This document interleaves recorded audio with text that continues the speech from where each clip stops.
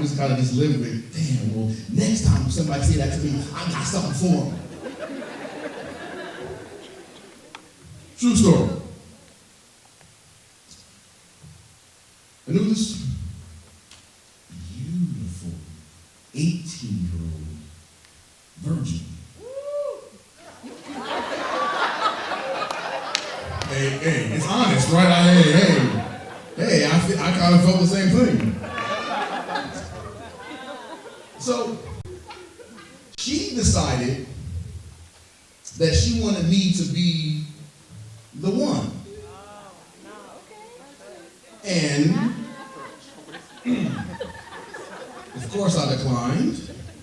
Yeah, I did, but the spirit just, maybe at 20-something it would have been cool, but like at almost 40, that was like, I need a woman, So, I politely declined, and her response was, oh, you scared?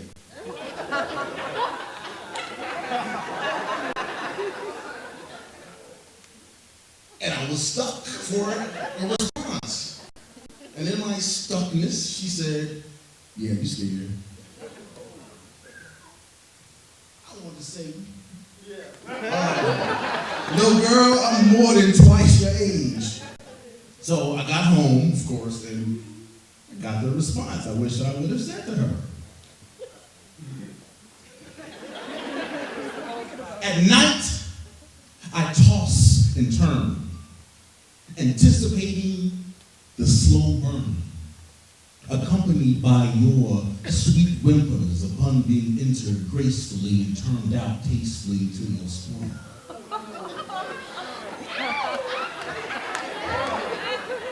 Let me say it again.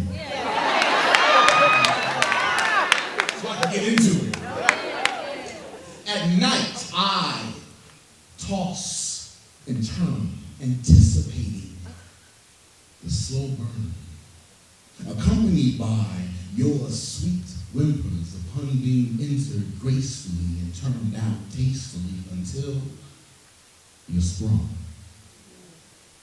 Fiending for yet another taste of me, one more touch, calling out for one more thrust in sheer unbridled lust.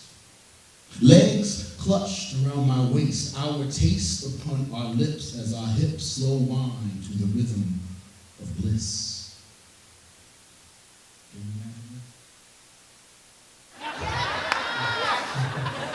Feeling life through my kiss too. Taking one simple breath makes me miss you, let alone death doing us part. Shooting magic serum darts past the womb, aiming straight to your heart will be your light when it's dark. You see, I make love to your core. Make this session faithfully yours. Stone the whore with an unmatched affection. Poke and probe with an unmatched erection. Announce my arrival strictly for your protection because I am liable to blow your mind into tiny little pieces. When I release this pent up passion that will leave you gasping for more, what you've been yearning for. Legs tingling, juices mingling, clit throbbing, insights burning for. Robbing you of a chance to come to your senses because once your arrival commences and your soul tenses, there is no turning back except you on your back again. Begging to be lightly slapped again. I said lightly.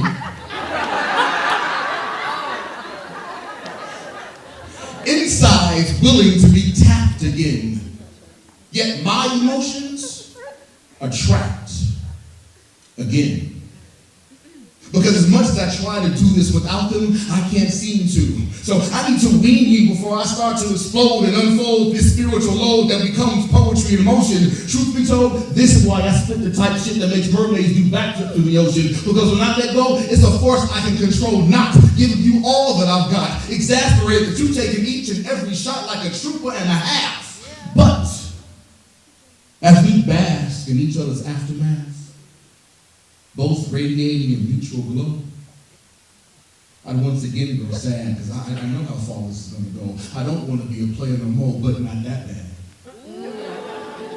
For I've had far too many trials and too many tribulations caused by heart-pounding sensations created by gyrations that only God could approve. So as I lay here thinking of you, wanting to bear my soul, but instead I bear my truth. The only godly thing to do is to steer you clear and free from giving it to me, because, little girl, I will ruin you.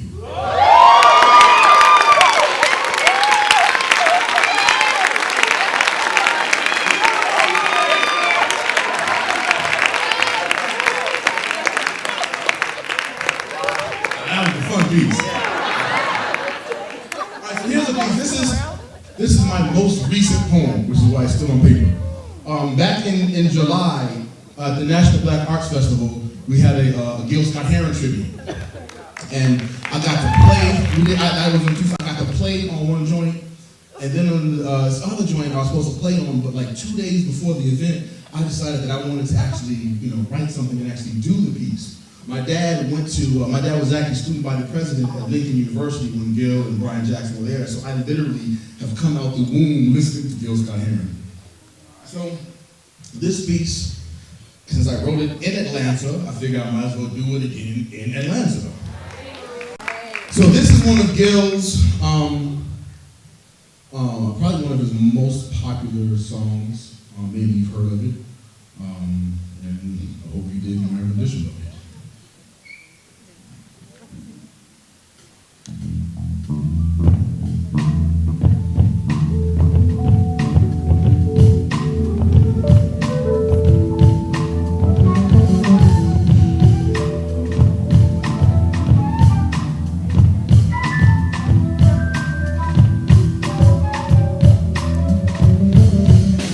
You will not be able to stay home, brother.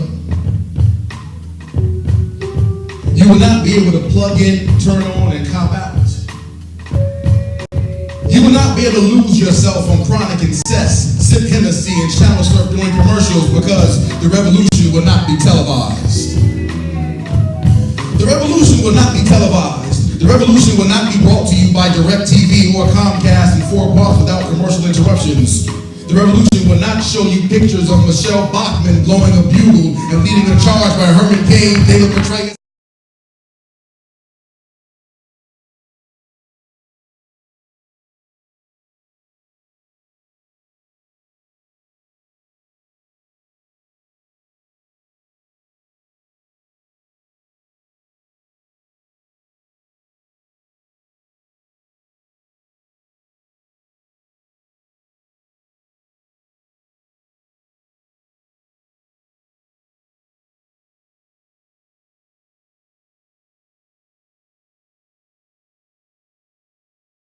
Don't worry, the revolution will not make you look 10 pounds heavier on camera, because the revolution will not be televised, sister.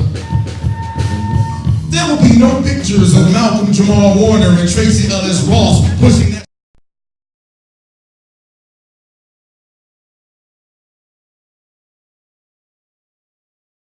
HD flat screen into a stolen ambulance. CNN will not be able to predict the winner at 8:32 or report from the 9th ward. You can't set your DVR to catch it, because the revolution will not be televised. There will be no footage of 5-0 shooting down brothers on YouTube. There will be no sexual reenactment snuff films of 5-0 shooting down sisters on RedTube. There will be no pictures of Bishop Eddie Long being run out of the Bible Belt by born-again Christians who demand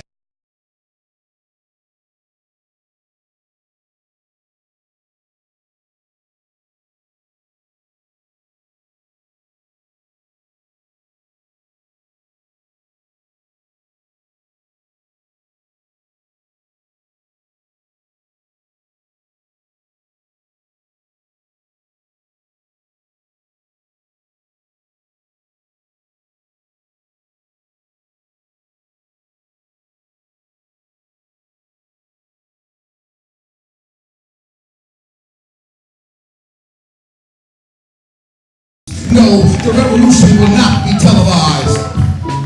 There will be no highlights on The View, Tavis Smiley, or the 11 o'clock news, and no video footage of Muhammad Qasim Reed teaching his thieves to do the Dougie on the Confederate flag, no matter how bad we want to see his swag.